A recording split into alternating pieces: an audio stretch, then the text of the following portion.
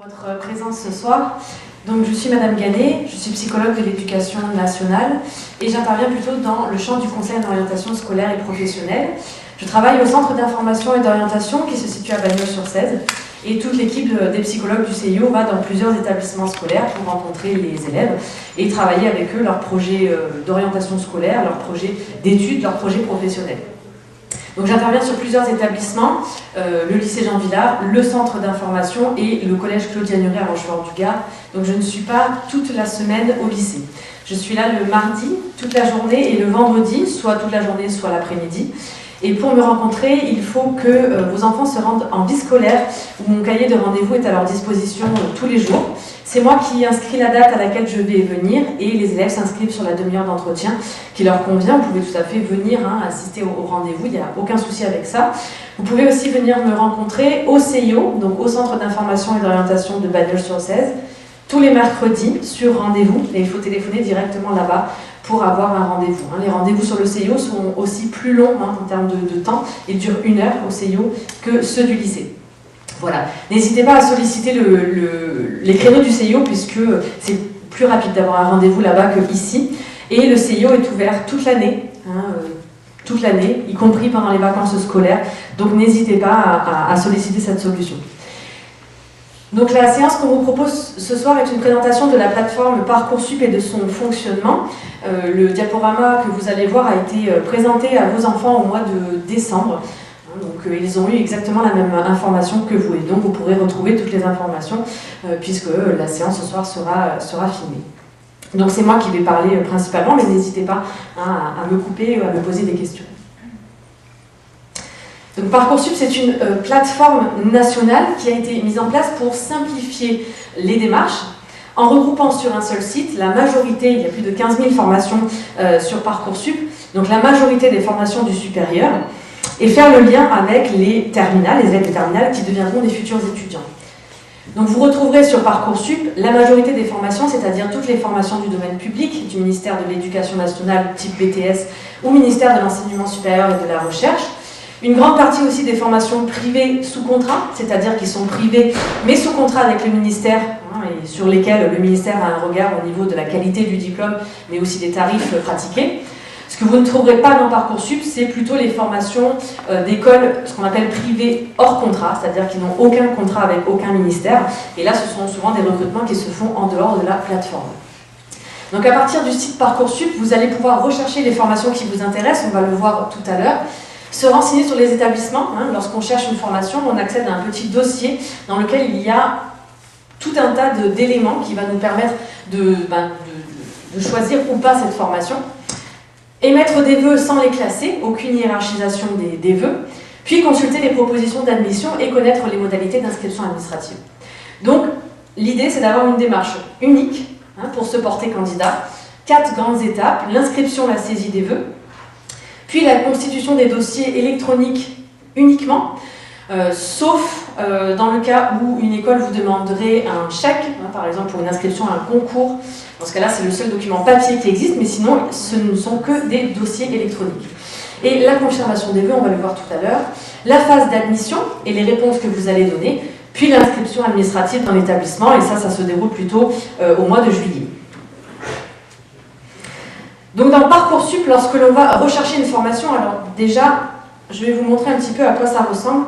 Lorsque je vais dans Parcoursup, sur l'écran d'accueil, je vais cliquer sur « Chercher une formation » et je vais me retrouver sur un module de recherche des formations. Alors ce qui est intéressant dans Parcoursup, c'est que vous pouvez rechercher la formation par critères, c'est-à-dire je recherche en cliquant des critères, un BTS, je recherche une spécialité précise de BTS. Donc ça, c'est que vous avez déjà une formation précise en tête, vous la recherchez directement via les critères de la colonne, les filtres en fait, de la colonne de gauche, ou alors vous tapez votre formation dans la barre de recherche en haut. Vous pouvez aussi taper un domaine.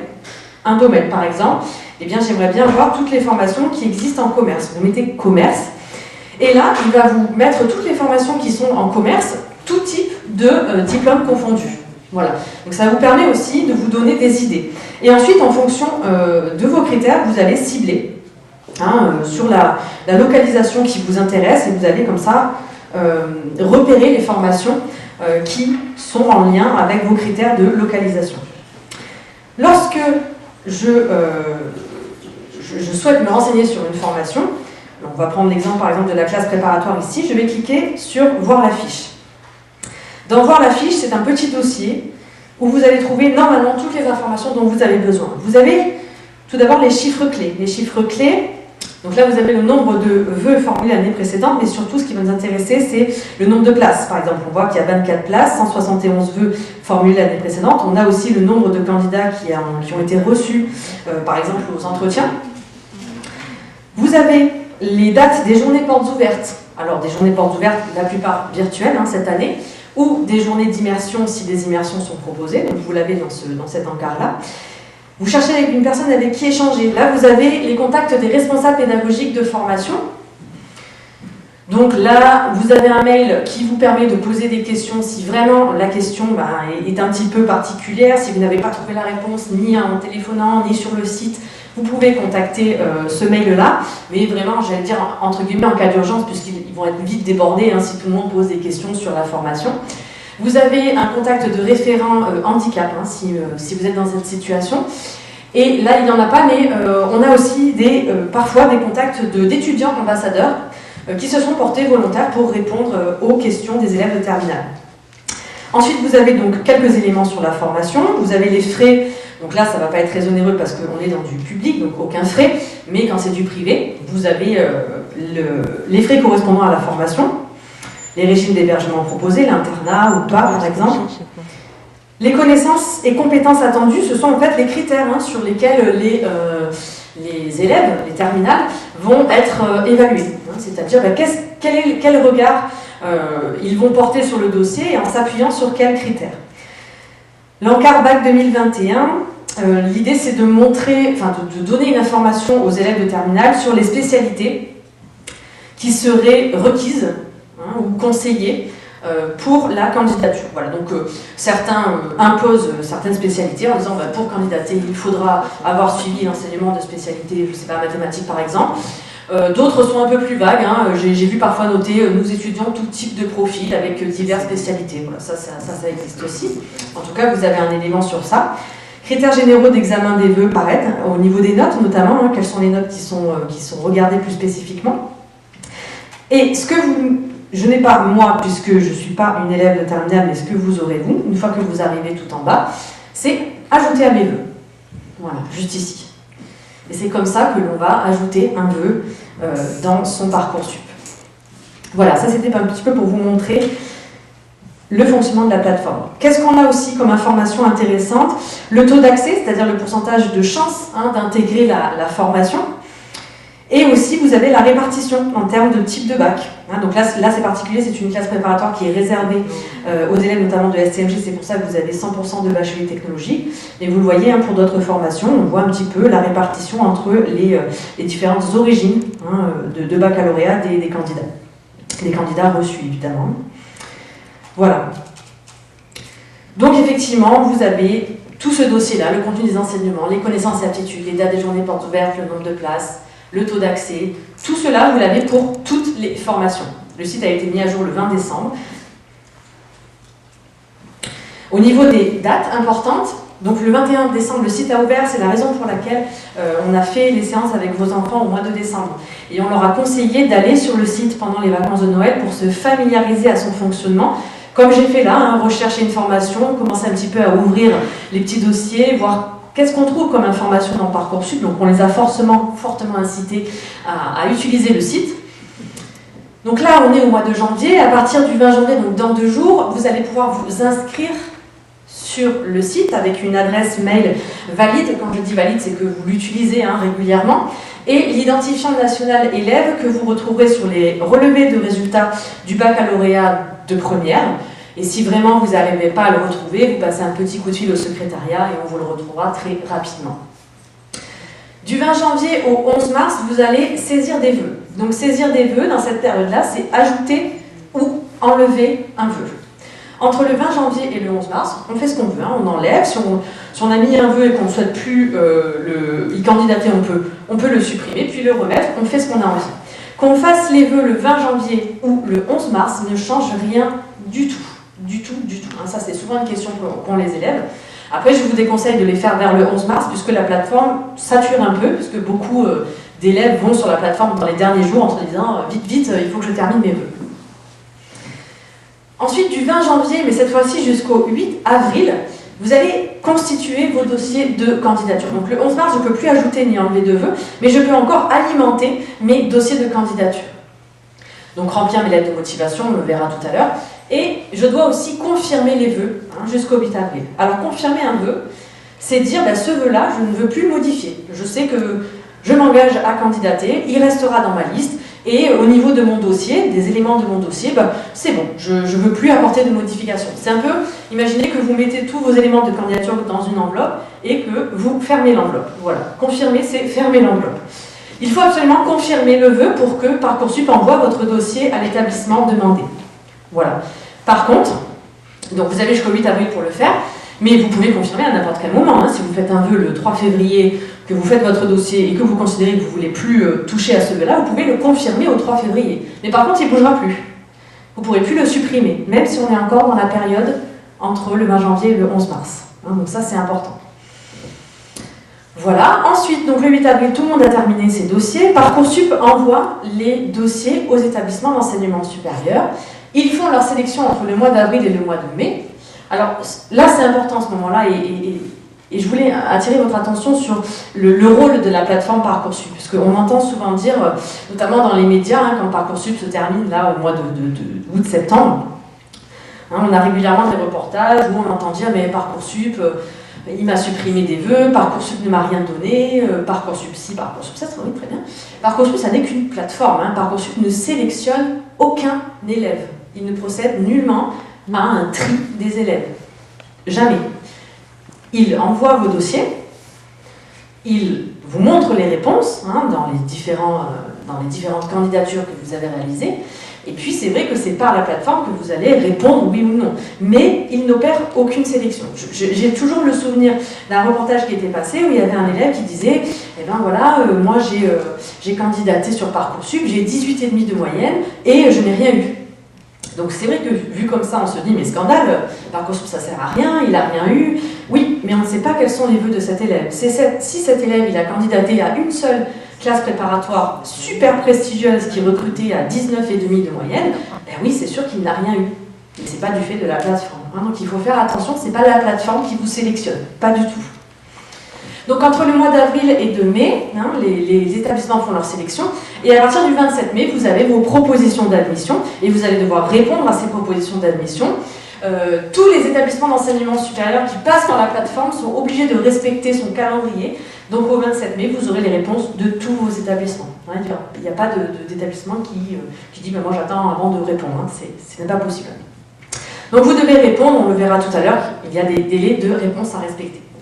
À partir du 16 juin, pour les candidats qui n'auraient obtenu aucun vœu ou qui seraient en liste d'attente sur tous leurs vœux au 16 juin, il y a la phase complémentaire, puisque jusqu'à présent on était en phase initiale. La phase complémentaire, c'est une nouvelle procédure Parcoursup avec la possibilité de refaire une nouvelle liste de vœux différentes, des vœux qu'on avait fait lors de la première procédure, mais ces vœux, on ne les fait que sur des formations où il reste de la place. Donc en fait, à partir du 16 juin, dans Parcoursup, vous avez vu le module de recherche des formations que j'ai montré tout à l'heure, et bien là n'apparaîtront que les formations où il restera de la place. Et on peut refaire comme ça une nouvelle liste de vœux, tout en gardant le bénéfice de ces listes d'attente sur sa première liste, ça c'est possible. Il y a aussi, après les résultats du bac, une commission qui se réunit au niveau de la plateforme Parcoursup. C'est une commission qui s'appelle la commission d'accès à l'enseignement supérieur. Elle va étudier les dossiers des bacheliers qui n'auraient aucune proposition. Donc là, on est plutôt vers début juillet.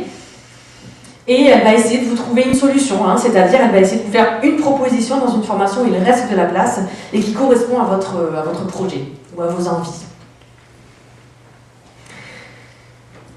Alors, lors de la première connexion, les élèves sont identifiés automatiquement. C'est grâce à leur identifiant national élève, donc les bases élèves sont remontées dans Parcoursup. Donc quand vous allez rentrer votre identifiant national élève, vous allez tout de suite voir le profil de votre enfant, son état civil, vos coordonnées, etc. Tout est déjà renseigné. Vous avez un travail de vérification à opérer.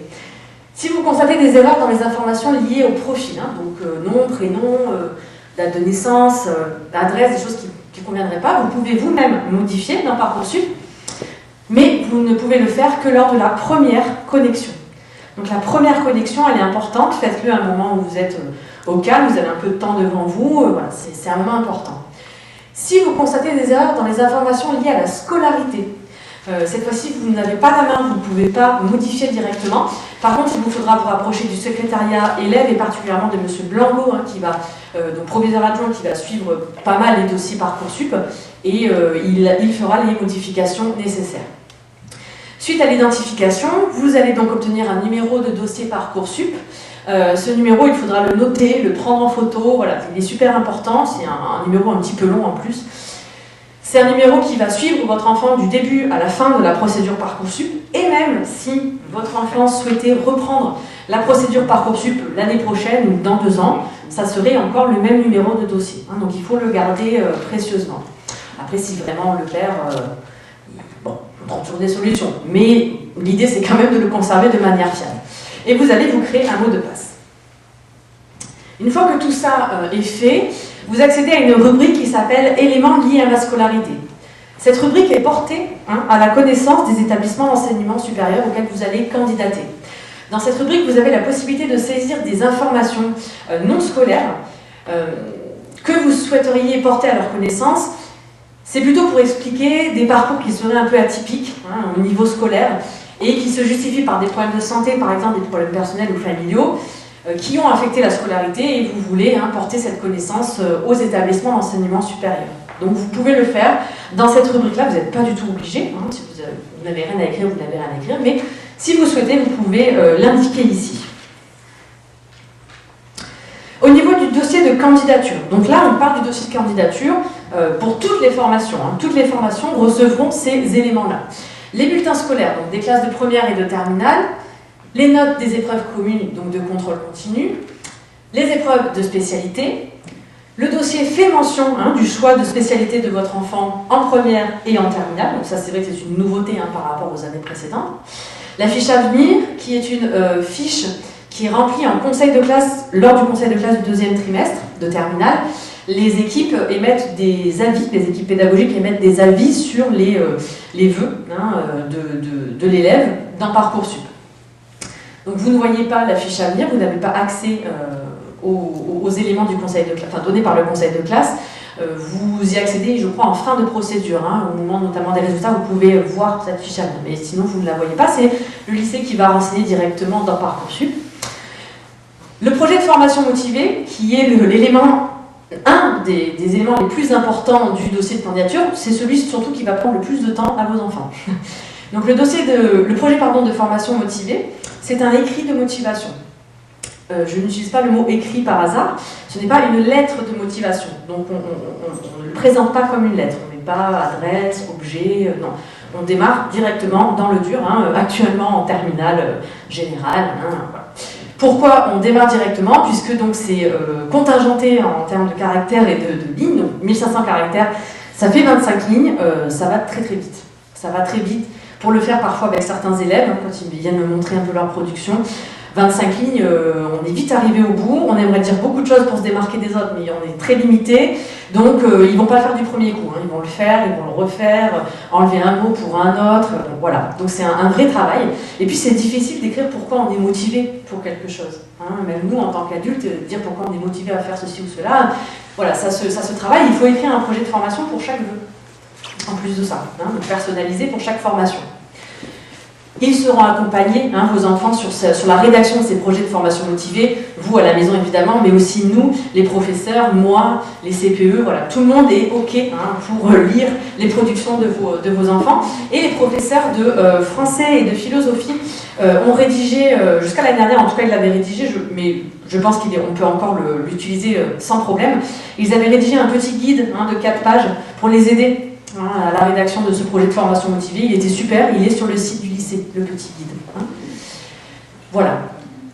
Le contenu de la rubrique activité et centre d'intérêt, on va le voir juste après, et puis d'autres éléments éventuellement demandés. Parfois, ils vous demandent d'autres éléments, par exemple dans les formations en design ou en art, ils vous demandent des liens vers des sites où on pourrait voir les productions artistiques de l'enfant, du jeune. Donc cette fameuse rubrique activités et centres d'intérêt, là aussi, on est dans une rubrique qui est portée à la connaissance de tous les vœux que vous allez faire. Donc les établissements d'enseignement supérieur verront ce qu'il y a noté dans cette rubrique. Elle est facultative, là aussi. Elle vous permet de renseigner des informations autres que scolaires, cette fois-ci, qui concernent plutôt des expériences, par exemple, d'encadrement ou d'animation. Par exemple, si votre enfant a le BAFA, ça peut être intéressant de le noter ici. Des engagements civiques ou associatifs, des expériences professionnelles ou de stage, des pratiques sportives et culturelles qui peuvent le démarquer un petit peu des autres, parce que gardez toujours en tête que si ce n'est pas des choses qui donnent un plus à la candidature ou qui nous permet de nous démarquer des autres, ce n'est pas forcément utile de le mettre. Voilà. Et si vous ne renseignez rien dans la rubrique, ce n'est pas grave du tout. Ce n'est pas un souci. Ensuite, deux autres rubriques qui ne sont, cette fois-ci, pas portées à la connaissance des établissements d'enseignement supérieur. Donc là, la différence est quand même importante. C'est la plateforme Parcoursup seulement qui a accès aux informations de ces deux rubriques. La première rubrique, c'est mes préférences. Mes préférences, cette rubrique, elle est utilisée que par la commission d'accès à l'enseignement supérieur. Vous vous rappelez, je vous ai dit tout à l'heure, après les résultats du bac, une commission se réunit pour vous faire une proposition si vous n'avez rien. Cette commission, elle a votre liste de vœux initiale, mais parfois les élèves font des vœux un peu différents dans différents secteurs de formation, et on ne sait pas vraiment, puisqu'il n'y a pas de hiérarchie des vœux, on ne sait pas quel est vraiment le projet de l'élève, qu'est-ce qu'il préférait. Donc vous allez l'écrire dans cette rubrique. Donc il ne faut pas écrire, nous le projet c'est de faire un BTS communication au lycée Jean Perrin. Parce que du coup, a priori, si la commission se réunit, c'est que le BTS communication au lycée Jean Perrin, vous ne l'avez pas eu. Donc c'est plutôt de dire quel est le domaine, un domaine de formation, à peu près la longueur d'études, quel type de diplôme, est-ce qu'on est sur un bac plus 2, est-ce qu'on est sur une licence, voilà. Et puis une localisation. Donc c'est une commission qui est académique, donc elle vous fera des propositions sur l'académie. Voilà, elle ne pourra pas vous faire une proposition sur d'autres académies. Donc voilà, vous décrivez un petit peu le projet en termes de type de diplôme, de domaine et de localisation. Si vous êtes ouvert à une localisation large ou pas, etc.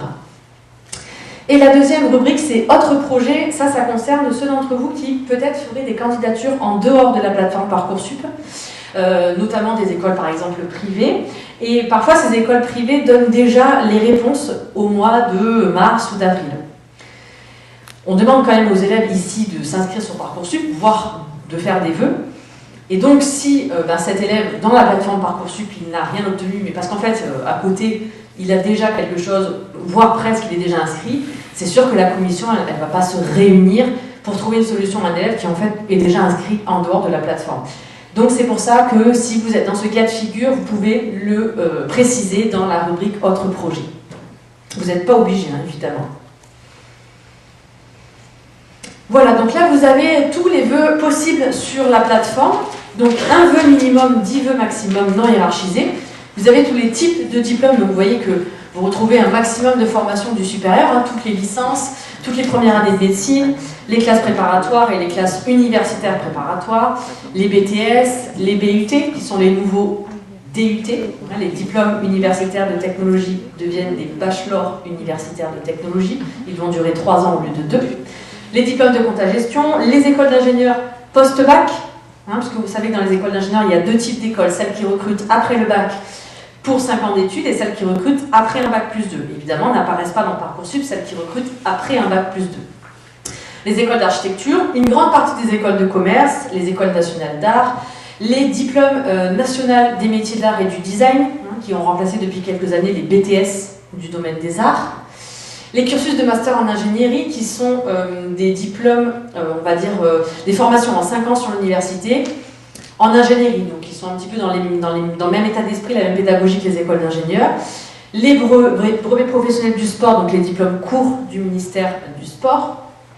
Les écoles du paramédical, soins infirmiers, ergothérapeutes, psychomotriciens, et du social, assistant au service social, éducateur spécialisé, éducateur de jeunes enfants, et le réseau Sciences Po. Vous avez pas mal de choses. Là, je parle à ceux d'entre vous qui auraient des enfants qui sont déjà passés par la plateforme Parcoursup, notamment l'année dernière. Donc, vous avez quand même des nouveautés, donc effectivement la transformation du DUT en bachelor universitaire de technologie en 3 ans. Par contre, vous avez les mêmes secteurs d'activité en termes de formation, vous retrouvez les mêmes domaines. La création d'une classe préparatoire scientifique, une nouvelle classe préparatoire scientifique qui s'appelle mathématiques, physique, ingénierie et informatique. Nous ne l'avons pas dans l'Académie de Montpellier, mais elle est proposée, je vous ai mis le lycée le plus proche qui la propose, c'est le lycée Thiers de Marseille. Les écoles vétérinaires qui, jusqu'à présent, ne recrutaient aucun élève après le baccalauréat, il fallait qu'il fasse une classe préparatoire biologie, BCPST, avant de pouvoir intégrer l'école. Et cette année, sur les grosso modo 500 places qu'elle propose, le réseau d'écoles vétérinaires a décidé de prendre 160 élèves directement après le bac, avec une espèce de première année un peu préparatoire intégrée, on va dire.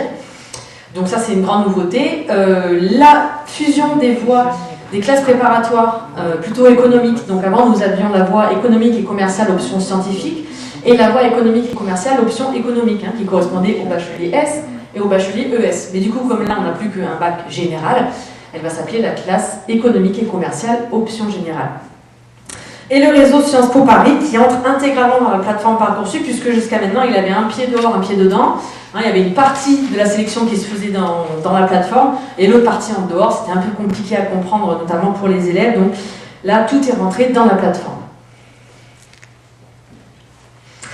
Alors, au niveau de l'instruction des vœux, donc de la saisie des vœux, donc je vous ai dit qu'il y avait un vœu minimum, 10 vœux maximum, mais évidemment, il y a des règles spécifiques, sinon c'est pas marrant.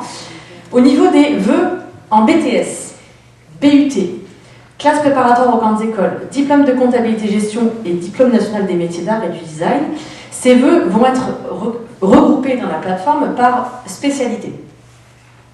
C'est-à-dire que le vœu, ce sera la formation. Par exemple, le BUT technique de commercialisation, ça vous fait un vœu. Dans votre liste de 1 à 10, ça vous fait un vœu. Lorsque vous allez faire le vœu, la formation, dans cette formation, la plateforme va vous dire, eh bien, cette formation existe à l'IUT d'Avignon, de Montpellier, de Lyon, etc. Vous allez pouvoir sous-classer de 1 à 10 villes. Mais ça comptera toujours comme un seul vœu. Si je passe sur un autre vœu, ce qu'on appelle donc un vœu multiple, prépa, donc là on est dans le cadre de la CPGE, classe préparatoire aux grandes écoles, je choisis une prépa mathématiques, physique, sciences de l'ingénieur, là aussi, il va me dire ça existe, là, ok, et je peux sous-classer de 1 à 10 villes. Petite précision au niveau de l'internat, je peux demander pour un même lycée, avec ou sans internat, ça ne double pas le sous-vœu. Donc, le principe des vœux et des sous-vœux. Par contre, si je prends l'intégralité de ma liste de sous-vœux, tout confondu, je ne peux pas dépasser 20 sous-vœux. Toujours pareil, dans ces 5 types de diplômes. Dans mon exemple, si j'avais mis 10 villes au BUT Tech de Co et si j'avais mis 10 villes en prépa NPSI, j'avais fait mon quota maximum de villes. Donc si j'avais voulu mettre une autre formation en vœux multiples, il faudra que je répartisse un petit peu mieux. Que j'en mette peut-être 5 en BUT, 3 en NPSI, voilà. Vous avez 20 sous-vœux maximum pour les formations indiquées à l'écran. Mais cette règle change, sinon c'est pas marrant, cette règle change pour les licences. Les licences ne sont pas regroupées par spécialité. Une mention de licence dans une université, ça nous fait un vœu. Donc si je fais la licence de physique à l'université d'Avignon, c'est un vœu, mais si je fais la licence de physique à l'université de Montpellier, c'est un autre vœu. Voilà, il n'y a pas ce principe des sous-vœux. Après, il peut y avoir des regroupements. C'est le cas de la première année de santé. Je ne sais pas si vous savez, du coup, la première année de santé, vous avez différentes options mineures possibles. Par exemple, première année de santé, option droit. Première année de santé, option biologie. Voilà. Eh bien, ces formations-là sont regroupées et vous avez 12 sous-vœux possibles. Ne vous inquiétez pas, de toute façon, dans la plateforme, dès que vous faites un vœu, vous avez un compteur en haut. Le compteur des vœux, le compteur des sous-vœux. Donc, vous voyez exactement où vous en êtes. Donc, chez nous, il n'y a pas de regroupement de licences en dehors de la PASS. Après, ça peut être le cas dans d'autres académies. Qu'est-ce qui n'est pas non plus décompté des sous-vœux? Les réseaux d'écoles, notamment les écoles d'ingénieurs et les écoles de commerce. En fait, les écoles d'ingénieurs et de commerce se regroupent bien souvent donc, en réseau. Et ce réseau a un concours qui est commun. Donc l'élève passe le concours et il précise s'il passe le concours pour, je ne sais pas, 5 écoles, 10 écoles, 20 écoles. Voilà, on précise les écoles auxquelles on souhaite candidater. eh bien, ce choix d'école dans le réseau n'est pas décompté, évidemment, des 20 sous-vœux. Pourquoi? Parce qu'on a des réseaux, par exemple GEPI Polytech, qui est un réseau d'écoles d'ingénieurs, eh bien, ça donne un accès à 34 écoles différentes. Donc si moi je suis un élève qui veut passer GEPI Polytech pour candidater aux 34 écoles, ça n'arrive jamais, enfin, parce que regardez, c'est plus 31, c'est 34, et bien du coup, si j'avais voulu candidater à mes 34 écoles, j'avais largement explosé mon compteur des 20 sous-vœux. Donc là, on ne décompte pas. Pareil pour les écoles de commerce, on ne décompte pas non plus. La première année de santé, donc PASS Île-de-France, qui est un vœu multiple, puisque dans la PASS Île-de-France, c'est un vœu, mais il y a 5 lieux de formation en Île-de-France, 5 lieux de répartition des élèves, des étudiants. Donc vous devez sous-classer les 5 lieux, ils ne sont pas décomptés des 20 sous-vœux. Pareil pour les écoles du paramédical qui sont regroupées à l'échelle territoriale, vous pouvez faire 5 vœux de réseau, mais pas de limite de sous-vœux, c'est-à-dire quelle école au sein de quel réseau, eh bien, vous n'êtes pas limité en sous-vœux. Pareil pour les écoles du social, pareil pour le réseau Sciences Po. Vous voyez que finalement la limite des sous-vœux, elle va concerner un certain nombre de formations, mais vraiment pas toutes, donc il y a une possibilité de faire un grand nombre quand même de vœux dans Parcoursup.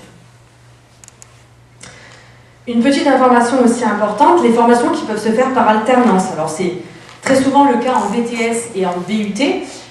Ces formations font l'objet d'une liste à part, complètement à part, de 1 à 10 vœux, sur le même principe que ce que je viens d'énoncer précédemment. Mais c'est une liste à part, pourquoi? Parce que dans ces vœux-là, il n'y a pas seulement l'étude du dossier, il y a surtout le fait que l'école attend que vous ayez trouvé une entreprise qui vous signe un contrat d'alternance.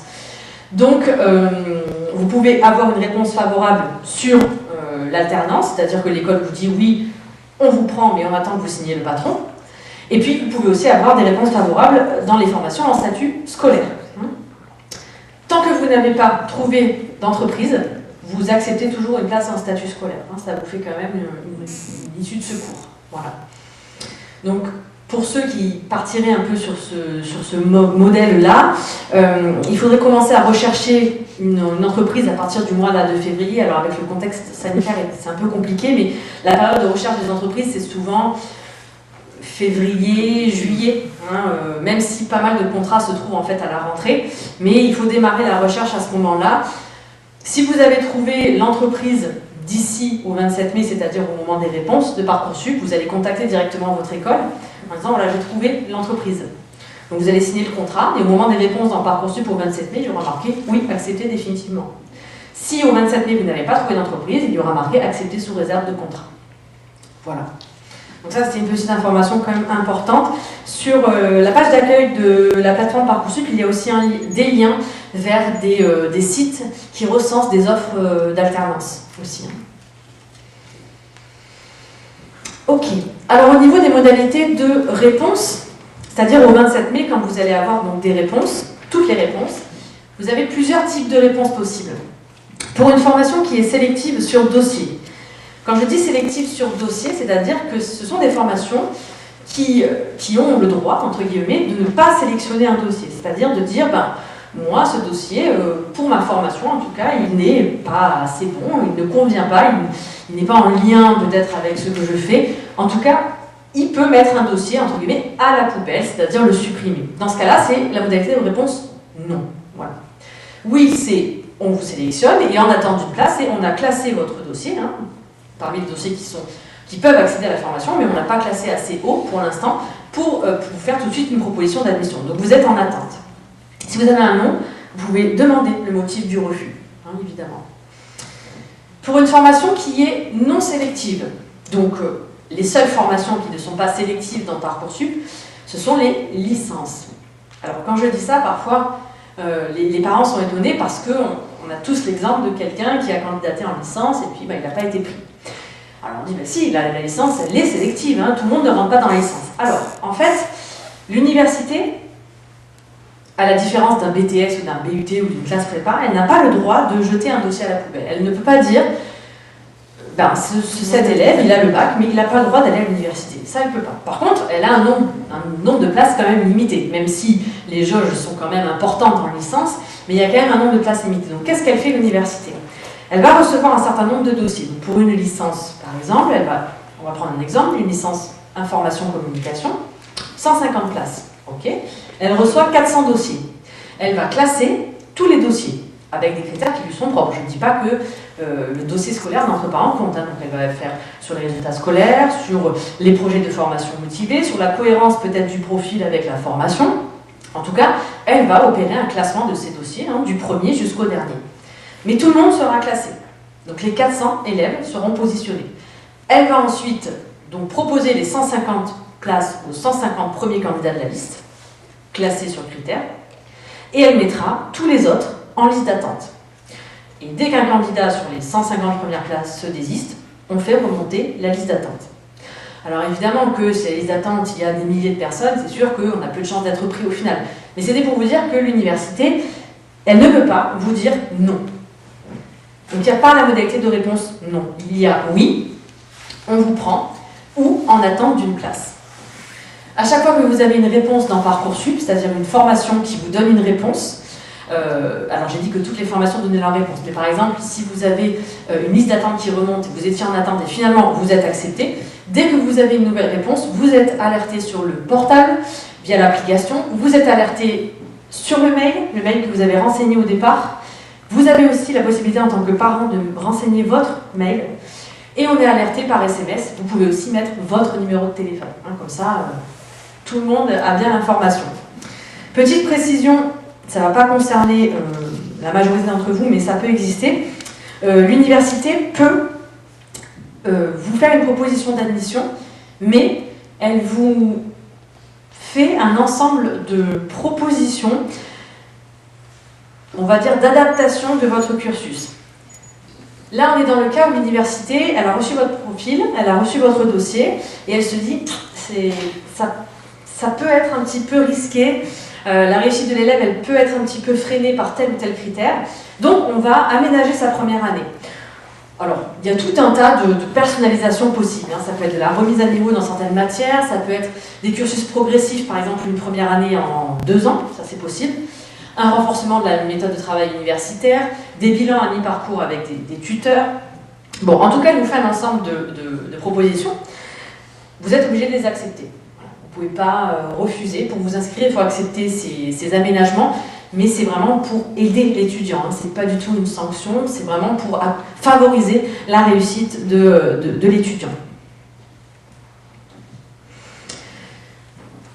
Donc quand vous avez une réponse dans Parcoursup, vous avez un certain nombre de jours pour répondre.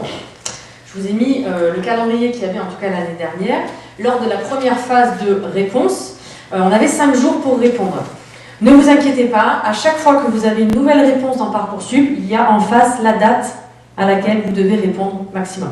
Donc vous n'aurez pas besoin de calculer, de vous dire mince, alors là on est le 27, du coup ça fait que vous avez toujours la date. Plus on avance dans la procédure, plus le nombre de jours pour répondre est réduit.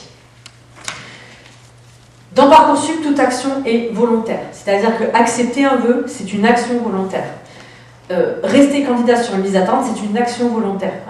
Parcoursup ne devine pas ce que vous voulez faire. Ça, c'est très important parce que chaque année, il y a des élèves qui, par exemple, ils voient accepter dans la formation, ils disent « Oh, bah, super, je suis accepté », mais ils n'ont pas été validés. Ils n'ont pas été dire « Oui, c'est bon, je prends la place ». Et du coup, leur place est libérée pour quelqu'un d'autre au bout de 5 jours. Et du coup, ils sont en panique en se disant « Mais je ne comprends pas, j'avais mon vœu, je ne l'ai plus ». Pareil pour les listes d'attente.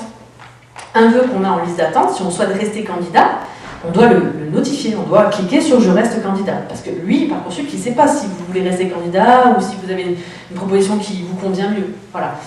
Et là aussi, on a des élèves qui arrivent en panique en disant « Mais j'étais en liste d'attente la semaine dernière et là, je ne suis plus en liste d'attente, qu'est-ce qui se passe ?» Oui, mais est-ce que tu as précisé? Non. Bon, ben voilà. Du coup, quand Parcoursup n'a pas votre réponse, il libère la place. Ça, c'est important. Alors, on va faire un petit exemple pratique, un petit cas concret pour que vous puissiez mieux comprendre la logique de la plateforme. Donc, on va imaginer que ça, c'est votre liste de vœux. Donc, en bleu, ce sont les vœux de 1 à 10. Et en gris, ce sont les sous-vœux de 1 à 20. Donc, on voit qu'il y a des formations où il n'y a pas de sous-vœux. On l'a vu tout à l'heure, les licences, c'est une formation à l'université. Et puis il y a des formations où on a dû sous-classer des villes. Donc vous avez fait tous vos dossiers, ils ont été envoyés, on se retrouve le 27 mai. Alors j'ai pas mis à chaque fois les villes, hein, mais évidemment vous aurez une réponse sur chaque ville. Hein, là je vous ai regroupé pour que ce soit plus lisible sur la diapo. Donc on est au 27 mai, vous avez donc vos réponses. On voit que eh bien, c'est pas mal, hein. Il y a des formations qui m'ont dit oui, il y a des formations qui m'ont dit non, il y a des formations... Alors le oui-si, vous l'aurez pas, hein. En fait c'est oui. J'ai mis si, c'est par rapport, si l'université vous propose des aménagements pédagogiques, mais ça vous le verrez après. Donc vous aurez que oui. Ok, en attente d'une place ou non, d'accord. Bon, il y a une règle d'or dans Parcoursup, c'est que vous ne pouvez pas garder plusieurs oui. C'est impossible. Vous ne pouvez pas dire, alors je garde la licence physique et je garde la CPGE. C'est impossible. À partir du moment où vous avez plusieurs oui, vous devez en sélectionner un. Et on l'a vu tout à l'heure, vous avez un certain nombre de jours pour le faire. Donc vous avez 5 jours là pour réfléchir. Donc du coup, vous comprenez qu'au moment des réponses, le 27 mai, un élève, à lui seul, peut bloquer plein de places.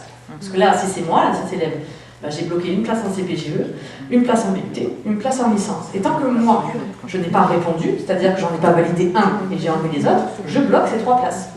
Pendant 5 jours, maximum. Donc, au début de la procédure de réponse, fin mai, un élève peut bloquer, là j'en ai pas mis beaucoup, mais il peut y avoir une liste très longue, hein. Un élève peut bloquer beaucoup de places. Donc, du coup, c'est possible qu'au 27 mai, vous ayez, vous, beaucoup de vœux en attente. Mais c'est du fait qu'un élève bloque plusieurs places, tant que cet élève n'a pas répondu et libéré les autres places, et donc fait remonter les listes d'attente, eh bien au départ, c'est possible que vous ayez beaucoup de vœux en attente. Donc il ne faut pas paniquer, il ne faut pas vous dire « Oh là là, mais qu'est-ce que c'est ?» C'est normal. Vous verrez, au bout de 5 jours, les choses vont déjà bien avancer. Donc là, je dois prendre un oui. On va imaginer que je prends la classe prépa. Je prends ma place en classe prépa. Donc, j'accepte le oui et du coup, je vais enlever le BUT réseau et télécom et je vais dire non aussi à la licence physique. Ok, je me retrouve donc avec mon oui en prépa. Alors, le BUT, mesure physique, bon, il n'y a plus de suspense, hein, donc c'est non, donc de toute façon. Mais le BTS assistant technique d'ingénieur, je suis sur liste d'attente. Là, j'ai 2 solutions, 2 scénarios. Soit le BTS, je m'en fiche. Hein. Moi, ce que je voulais, c'était vraiment la prépa. C'est vraiment ce que je voulais. Le BTS, bon, c'était vraiment mon 2e choix. Donc, il me dit que je suis sur liste d'attente et je vais lui dire, c'est bon, je me retire de la liste d'attente. Donc, il faut cliquer, hein, il y a des petites cases. Je me retire de la liste d'attente. C'est bon, je prends ma place en prépa, c'est très bien. 2e cas de figure, le BTS c'était vraiment ce que vous vouliez, c'était vraiment votre idée numéro 1, c'était le BTS. Dans ce cas-là, vous allez dire « Je reste candidat sur la liste d'attente », mais c'est une action volontaire. Ok, vous avez cliqué sur « Je reste candidat », vous avez accepté votre classe prépa, donc la classe prépa elle vous garde la place, et puis comme ça vous allez attendre. Imaginons, 10 jours plus tard, vous avez un message sur l'application, vous avez un mail, vous avez un texto, nouvelle réponse dans Parcoursup. Vous vous connectez, donc les nouvelles réponses, c'est que sur des listes en attente, hein, évidemment. Vous vous connectez, le BTS vous prend, il vous dit oui. Donc on revient à ma règle de départ, je ne peux pas garder 2 oui dans Parcoursup, je vais accepter mon BTS et je vais libérer ma place en classe prépa. Et comme ça, vous allez pouvoir avoir toujours le meilleur choix possible. Et du coup, vous libérez votre place en classe prépa, et votre place, elle va être donnée à un élève qui est sur liste d'attente, et lui, il va recevoir la place, et il va libérer ailleurs, et en fait, ce sont les chaises musicales. Parcoursup, c'est un immense jeu de chaises musicales. Voilà. Est-ce que ça va? Voilà le fonctionnement de la plateforme. Alors, dans mon exemple, la classe prépa, bon là, j'ai dit que 10 jours après, vous avez votre place en BTS, mais ça peut être plus long. La classe prépa, elle vous garde la place. Même si vous n'êtes pas allé vous inscrire, hein, elle vous garde la place.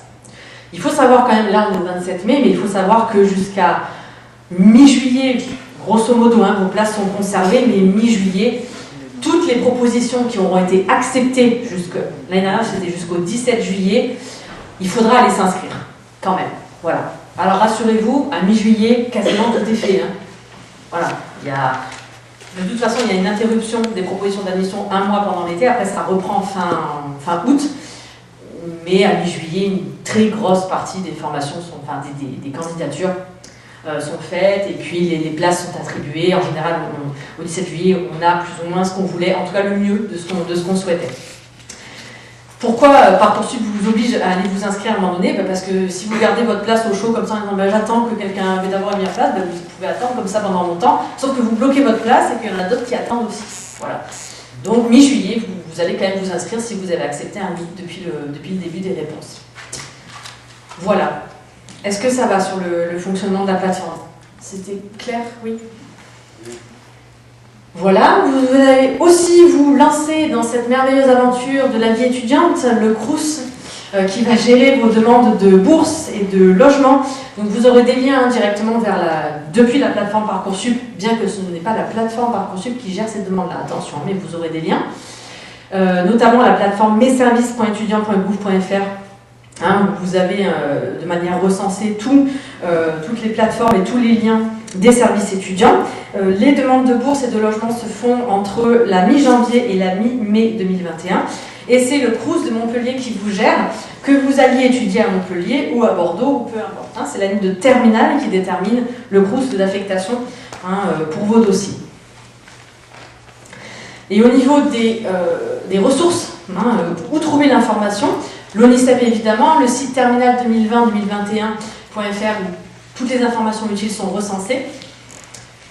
Parcoursup a un numéro vert, le 0800 400 070, qui est ouvert du lundi au vendredi de 10h à 16h. Bon courage pour les avoir. On les a quand même, quand on insiste, on les a. Et franchement, ils sont efficaces quand on les a. Mais c'est vrai qu'il y a beaucoup de demandes. Donc voilà, si vraiment... Venez nous voir d'abord. Vous voyez notamment M. Blanco. Beaucoup de situations peuvent être réglées dans le bureau directement du proviseur adjoint qui a la main sur pas mal de choses dans le paramétrage de Parcoursup. Et si vraiment on ne peut pas vous aider, qu'il y a un bug, parce que ça arrive, c'est une plateforme informatique, donc comme tout dans l'informatique, ça peut des fois cafouiller. Si vraiment on est à court de solutions, on sollicite les plateformes qui en général trouvent toujours un élément de solution. Les établissements de formation, bien sûr, lors des journées portes ouvertes, virtuelles la plupart, et le centre d'information et d'orientation de Bagnoles, donc comme je vous disais, qui est ouvert toute l'année de 9h à 17h et ouvert pendant les congés scolaires de 10h à 16h. On ne reçoit plus le public tout venant, c'est-à-dire qu'il faut absolument prendre rendez-vous. C'est pour limiter du coup le nombre de personnes en même temps sur les espaces d'entretien du CIO.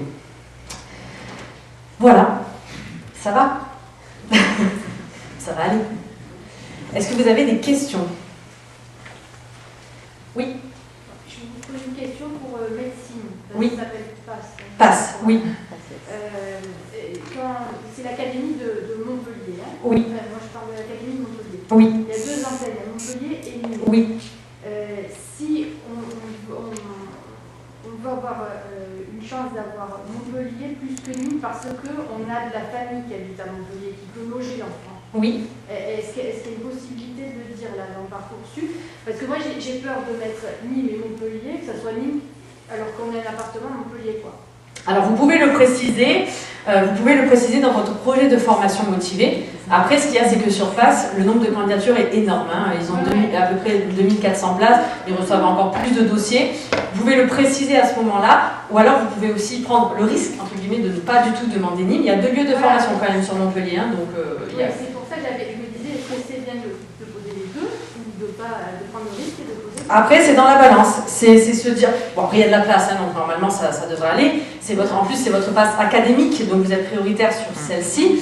Mais après, c'est se dire, voilà, si vous ne demandez pas Nîmes, que vous demandez que Montpellier, si vous n'avez pas Montpellier, imaginons, vous partez en procédure complémentaire, c'est-à-dire les places vacantes. Donc après, c'est dans votre balance, qu'est-ce que vous mettez? Est-ce que si vous n'avez pas Montpellier, vous préférez quand même Nîmes à défaut? Et du coup, vous mettez quand même Nîmes. Et si vous mettez pas du tout Nîmes, vous prenez entre guillemets le risque de partir en procédure complémentaire pour avoir une place où il reste de la place. Mais vous précisez-le dans le projet de formation motivée. D'accord. D'autres questions? Oui. Ma fille est intéressée par le droit et dans les facs de droit, il y a des formations sélectives, par exemple des doubles diplômes, droit français, droit anglais, par exemple. Oui. Est-ce que pour faire ce choix-là, elle est obligée de mettre un choix principal, la fac de droit, et en sous-choix cette formation sélective ou directement cette formation sélective? Non, les doubles cursus sont des formations à part entière, c'est-à-dire que si elle est présentée en tant que double cursus, elle ne va pas rentrer en tant que sous-vœu d'une licence de droit. Si vous voulez, pour Parcoursup, c'est une spécialité, voilà, une spécialité à part. Les sous-vœux, c'est vraiment quand ils concernent une mention de licence qui est exactement la même d'une université à l'autre. Voilà. Donc si c'est une bilicence ou un biparcours spécifique à l'université, c'est un vœu spécifique. De toute façon, sur l'université, a priori, sauf cas particulier, mais vous verrez, il n'y a pas ces vœux multiples, c'est-à-dire dire en droit, je sous-classe des villes. Normalement, la licence est une université, une ville. Voilà. Et de toute façon, si jamais l'université en question, le vœu en question, par exemple dans une autre académie, est un vœu multiple, c'est possible qu'une autre académie ait décidé de dire nous on fait un vœu multiple, c'est noté. Quand vous faites la formation, la candidature, il vous dit vœu multiple sous-classé des villes. Et vous voyez votre compteur, etc., etc. Voilà. Dès que vous voyez la mention vœu multiple apparaître, c'est que c'est un vœu où il faut sous-classer des villes. Voilà. Oui.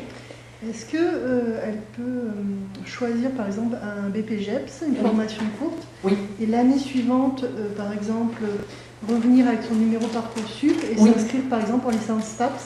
Tout à fait.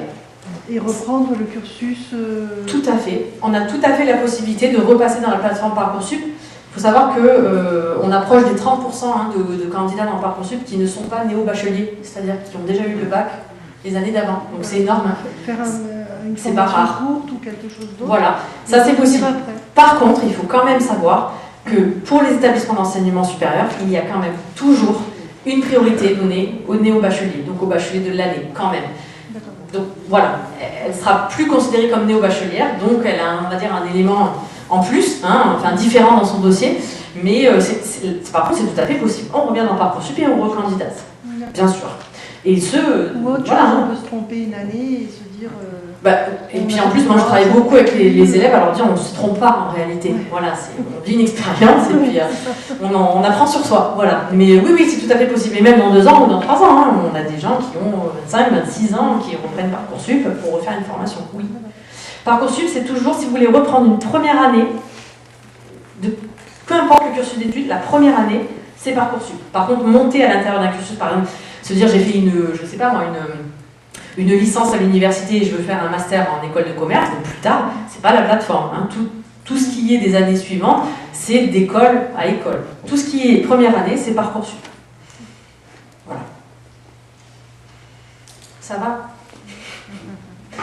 N'hésitez pas, en tout cas, on est là pour vous accompagner, pour vous aider. Il y avait une dernière question? Oui. Les dernières questions, vous dites après, il faut aller s'inscrire là, on ne s'inscrit pas par Parcoursup. Non, non. Oui. Par contre, voilà, ils vont vous dire du coup, il faut nous amener tel papier. Et après, oui, on se déplace physiquement pour aller s'inscrire. Oui. Bonsoir, Stéphane Fontaine. Merci pour votre présentation que je trouve extrêmement claire. Merci. Mais j'avais une petite réflexion sur le fond, si vous permettez. Je me posais la question de savoir si le dispositif même Parcoursup n'était plus aujourd'hui remis en question. Parce que c'est vrai que j'ai le sentiment que nous sommes en train d'ancrer dans le marbre un parcours élitiste. On le voit puisque dès le départ, on constate que sur les facultés, le nombre de places est prédéfini. Alors je me demandais si les élèves n'auraient pas tendance à faire des choix, pas par rapport à ce qu'ils ont envie de faire réellement, mais plutôt par rapport où ils ont des chances d'être recrutés. J'ai peur qu'au fil du temps, quand même, ça fasse des générations d'étudiants un peu désabusés. Après, c'est vrai que ça dépend du positionnement que l'on a aussi vis-à-vis d'eux, c'est-à-dire que dans le discours qu'on leur porte, évidemment qu'il y a la réalité, c'est-à-dire le nombre de places. On le voit dans les taux d'accès que je vais vous montrer au départ, c'est-à-dire, dans cette formation, il y a très peu de chances d'intégrer, il y a peu de places, il y a beaucoup de candidatures, donc il y a forcément une sélection. Ça, c'est la réalité. Mais c'est aussi la réalité du marché de l'emploi, parce qu'il y a un poste, il y a 500 candidatures, voilà, ça c'est la réalité. Par contre, nous, le positionnement qu'on a, c'est de leur dire, il ne faut pas faire l'économie des vœux, surtout pas. Et justement, pas se dire, oui, mais s'auto, on va dire, mutiler, en se disant, là, j'aurai aucune chance. Évidemment qu'il y a des formations, on le sait, notamment, alors c'est le cas surtout en classe préparatoire, où on connaît déjà les niveaux de recrutement de certaines prépas, Et si on est vraiment trop loin et qu'on manque, on est à court de place dans les vœux, on va pas le mettre. Mais après, nous, on est plutôt à les pousser à faire un maximum de vœux. Et puis aussi à dire, cette formation que tu souhaites faire, tu vois, elle est très sélective. D'accord. Mais est-ce qu'elle existe ailleurs? C'est aussi ouvrir la localisation. La même formation, parfois, dans un autre département, il faut aussi travailler ça avec eux. La mobilité, elle est beaucoup moins sélective. C'est dire, bah, cette formation, oui, elle t'amènerait à ça. Mais si tu passes par cette voie-là, tu peux retrouver la même chose. C'est tout ça qu'on essaie de travailler aussi avec eux, de leur dire, c'est pas parce que tu passes forcément par cette voie, qui peut parfois sembler élitiste, que forcément derrière tout sera ouvert et que tu réussiras et que tu seras heureux. On essaie aussi de travailler toutes les pistes parallèles. C'est un gros travail à mener avec eux. Merci beaucoup. Je vous en prie. Oui. Bonjour, j'ai une petite question, je ne sais pas. J'ai raté le début de la réunion, je ne sais pas si vous l'avez dit face. Est-ce que les organismes, les universités, les écoles, etc., ont une vision de la hiérarchie qu'on a pu faire? Il n'y a pas de hiérarchie, aucune. Il n'y a aucune hiérarchie? Non, aucune. Ils n'ont évidemment pas de vision non plus sur les autres vœux que vous avez faits. Non. Donc ça n'a rien à voir avec la génération APB ou... Ah non, pas du tout. Non, non, non, non. Mais même dans un bébé, ils ne voyaient pas la hiérarchie. Hein. Oui, mais par contre, la hiérarchie comptait. Voilà, c'est vrai. Alors, le seul cas de figure où ils voient que vous êtes candidat de formation, c'est si vous demandez, c'est le cas des BTS et des BUT. Parfois, un établissement propose la moitié de ses places en scolaire et l'autre moitié des places en apprentissage. Et du coup, si vous candidatez sur les deux, même si c'est deux pistes différentes, ben, ils voient en fait que vous candidatez sur les deux. Et ça peut arriver que l'établissement, ils vous disent, ben, du coup, on ne vous prend pas en scolaire, parce qu'en fait, on voit que l'étudiant, il recherche une alternance.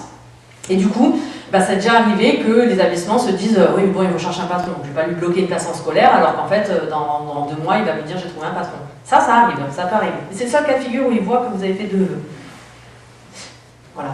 Oui, aussi, information importante, les établissements donc, ne voient pas les informations personnelles, mais par contre, pour l'alternance, ils peuvent avoir accès à vos coordonnées, notamment téléphoniques.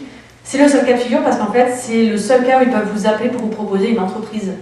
Voilà. Oui. Tout à l'heure, vous avez dit pour les classes avec internat et sans internat. Oui. C'est pas 2 choix différents? Non. Non, non. Vous pouvez demander avec ou sans internat. Ça sera plus facile, entre guillemets, de rentrer sans internat, puisque du coup, ben, voilà, on n'a pas 2 critères différents. Voilà. C'est-à-dire que pour l'élève qu'on va devoir sélectionner avec l'internat, il faut qu'on le sélectionne par rapport à son dossier scolaire. Déjà, est-ce qu'il a des chances de réussite? Et puis aussi, il faut qu'il ait une place en internat. Donc dire, je suis aussi ouvert sans internat, c'est leur dire, voilà, si vous n'avez pas de place, prenez-moi quand même, je trouverai une solution. Après, l'internat, voilà, pour la classe prépa, nous, on conseille toujours d'être alors plutôt à l'internat, effectivement, du lycée, ou de rester proche, voire chez vous, directement, parce que la classe prépa, c'est chronophage, on passe du temps à travailler, donc si on perd trop de temps en trajet, notamment, ou à gérer un appartement, les courses, le linge, bah, c'est du temps en moins sur le travail. Donc on leur conseille d'être à l'internat ou de rester chez vous. Oui. Oui, tout à l'heure, vous avez dit que lorsqu'on a une réponse négative, on peut s'informer sur la motivation de cette réponse négative. Oui. Donc, quelles sont les modalités pour le faire?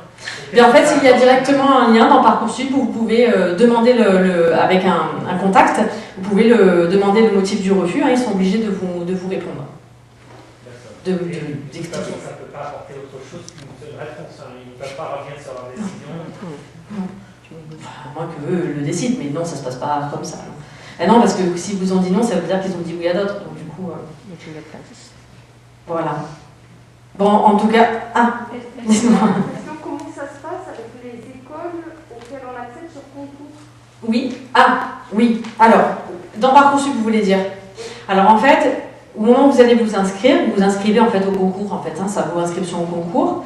Les concours ont lieu au mois d'avril et de mai, plus ou moins. Et dans Parcoursup, donc vous faites votre concours, et dans Parcoursup le 27 mai, si vous avez la modalité de réponse c'est oui, c'est que vous avez réussi le concours, tout simplement. Oui. Ils ne connaissent pas notre lieu de résidence. Du coup, ça ne donne pas d'avantage si vous êtes déjà dans l'académie, par exemple, de Montpellier, de dire si vous êtes sur une licence à Montpellier. Si, dans le paramétrage, en fait, ils ont accès au fait que l'élève est du secteur de recrutement ou pas. Pour toutes les écoles ou que pour toutes les écoles. Et alors, ceci dit, ça ne va pas trop compter, sauf pour les licences. Un BTS, un BUT, une classe prépa, un DCG, peu importe.